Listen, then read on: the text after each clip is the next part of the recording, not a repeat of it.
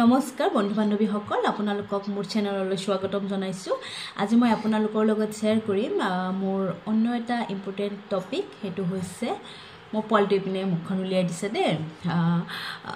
টপিকটো হৈছে প্ৰথম মানে আপোনাৰ যদি বেবিটোৱে জন্মৰ পৰা 7 ডেজৰ পাছত নাইবা 15 ডেজ মান পাছত খোৱাৰ পিছতে যদি বমি কৰে তেতিয়াহ'লে সেই বমিটো নৰ্মেল নে তাৰ কিবা প্ৰব্লেম আছে সেই বিষয়ে আলোচনা কৰিম। গতিকে ভিডিওটো শেষলৈকে চাই যাব আৰু যদি চাই ভাল পায় তেতিয়াহ'লে লাইক এটা কৰিব আৰু মোৰ চেনেলত যদি আপোনালোক নতুন হয় তেতিয়াহ'লে প্লিজ মোৰ চেনেলটো ছাবস্ক্ৰাইব কৰিব, ওচৰত থকা বেল আইকনটো দবাব যাতে নেক্সট আকৌ ভিডিও লৈ আহিলে আপোনালোকে অতি সোনকালে গম পায়। সো পলম নকৰি আজিৰ এই ভিডিওটো ষ্টাৰ্ট কৰোঁ আহক।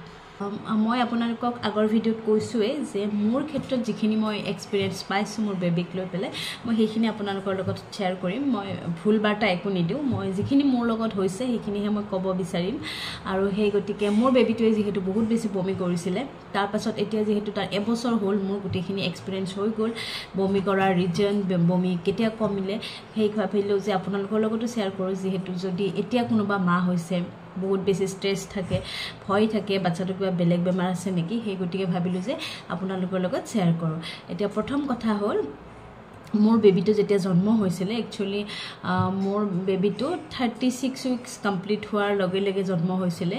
আচলতে মোৰ এমনটিক ফ্লুইডটো অকণমান বেছি থকা বাবে মোৰ মানে গোটেই 9 মান্থটো কমপ্লিট কৰিব নিদিলে, জাষ্ট 9 মান্থত এণ্ট্ৰি কৰাৰ লগে লগে মোক CS কৰাই দিলে। আৰু তাৰ জন্মৰ সময়ত তাৰ ৱেইট আছিলে 2.9 kg আৰু তাৰপিছত তাক নৰ্মেলি মানে ডিচাৰ্জ দি দিলে হস্পিটেলৰ পৰা। তাৰ পিছত লাহে লাহে যেতিয়া 5 ডেজ হ'ল তাৰ জণ্ডিছ ষ্টাৰ্ট হ'ল। জণ্ডিছ ষ্টাৰ্ট হোৱাৰ পিছত মই ডক্টৰৰ ওচৰত লৈ আহিলোঁ ডাউন টাউন হস্পিটেললৈকে। লৈ অহাৰ পিছত তাত ডক্টৰে চাই কিনে মোক এটা কথা ক'লে যে তোমাৰ ব্ৰেষ্ট মিল্কৰ প্ৰডাকশ্যন ভাল, যাৰ বাবে বেবিটোৰ ৱেইটটো একেবাৰে এতিয়াও জন্মৰ সময়ত যিহেতু ভেকচিন কাৰ্ডখনত লিখি দিয়ে 2.9, মানে যাৰ যিমান ৱেইট থাকে মোৰ বেবিটোৰ সেইটো ৱেইটে আছিলে 2.9। সেই গতিকে ডক্টৰে ক'লে যে তোমাৰ হেৰিটো ভাল আছে, বেবিৰ ৱেইট একদম কমা নাই, কাৰণ বেবিৰ বোলে জন্ম হোৱাৰ পৰা 7 ডেজৰ ভিতৰত ৱেইটটো কমি যায়। কাৰণ কেতিয়াবা মাকৰ গাখীৰ খুৱাবলৈ অকণমান দিগদাৰ হয় বা বেবিয়ে খাবলৈ নাজানে, তেনেকুৱা বহুত কিবা কিবি প্ৰব্লেম থাকে, তাৰ বাবে ৱেইটটো কমি যায়। কিন্তু মোৰ ল'ৰাটোৰ ৱেইট কমা নাছিলে, সেই গতিকে সেইটো এটা প্লাছ পইণ্ট আছিলে। তাৰপাছত তাক ফটো থেৰাপি দিলে এটা ৰাতিত। মই ফটোখন আপোনালোকক ইয়াতে শ্বেয়াৰ কৰাই দিম, তাৰ ফটো থেৰাপি দিয়া ফটোখন। তাৰপাছত তাৰ এদিনৰ পিছত তাৰ ভাল হৈ গ'ল জণ্ডিছ। কিন্তু যেতিয়া জণ্ডিছ ভাল হোৱাৰ পিছত মই ঘৰলৈ লৈ আহিলোঁ, গাখীৰ খোৱা তাক ষ্টাৰ্ট কৰিলোঁ, তাৰপিছত সি লাহে লাহে বমি কৰিবলৈ ধৰিলে। আৰু বমি কৰোঁতে কৰোঁতে মোৰ ইমান ভয় হৈ গ'ল যে সি এদিনত 10-12লৈকে বমি কৰে। তাৰপিছত আকৌ মই ডক্টৰৰ ওচৰলৈ আনিলোঁ, ডক্টৰে গোটেইখিনি চেকআপ কৰাই ক'লে যে এইটো নৰ্মেল। কিন্তু মই তেতিয়াও ভবা নাছিলোঁ যে এইটো কিয় নৰ্মেল, ইমান বেছি বমি কৰে কিহৰ কাৰণে নৰ্মেল। আৰু মোৰ যিহেতু ওচৰে পাজৰে আকৌ বেবী হৈছিলে, সিহঁতে বমি নকৰে, সেই গতিকে মই বেছি ভয় খাইছিলোঁ যে ইমান বেছি কিয় বমি কৰে। তাৰপিছত ডক্টৰে মোক ভালকৈ বুজালে যে বাচ্চাটোৰ দুটা কাৰণত বমি হ'ব পাৰে। এটা হৈছে সি যিমান খাব লাগে তাতকৈ সি বহুত বেছি খাই দিয়ে, যাৰ ফলত সি নাজানে তাৰ শৰীৰটোত কিমান গাখীৰ লাগে, কিন্তু সি বহুত বেছি খাই দিয়াৰ ফলত সি ৰাখিব নাজানে ভিতৰত, তাৰপিছত সি সেইখিনি উলিয়াই দিয়ে। আৰু 2 নম্বৰ কথা হৈছে বাচ্চাটো গাখীৰ খোৱা ছিষ্টেমটো যদি মাকজনীয়ে ভালকৈ নাজানে তেতিয়াহ'লে গাখীৰৰ লগত মানে গাখীৰটো খাই থকা সময়ত খুব বেছি বায়ু খাই থাকে, বায়ু খাই থকাৰ ফলত সিহঁতৰ বমি হৈ যায়। সেই গতিকে আপোনালোকে মোক ডক্টৰে যেনেকৈ কৈছিলে মই সেইটো হিচাপে আপোনালোকৰ লগত শ্বেয়াৰ কৰিছোঁ, আপোনালোকে সেইটোৱে কৰিব, আপোনালোকে ভাল ফল পাব। যিহেতু মই বেবিটো ইয়ালৈ আনিব নোৱাৰোঁ এতিয়া, কাৰণ সি বদমাছ হ'ল, তাক মই দাঙি পেলাই এইবিলাক দেখাব নোৱাৰোঁ, এবছৰ হ'ল যিহেতু সি খুব বেছি বদমাছ কৰে। সেইকাৰণে মই নৰ্মেলি এখন কাপোৰ লৈ আপোনালোকক দেখাই দিম।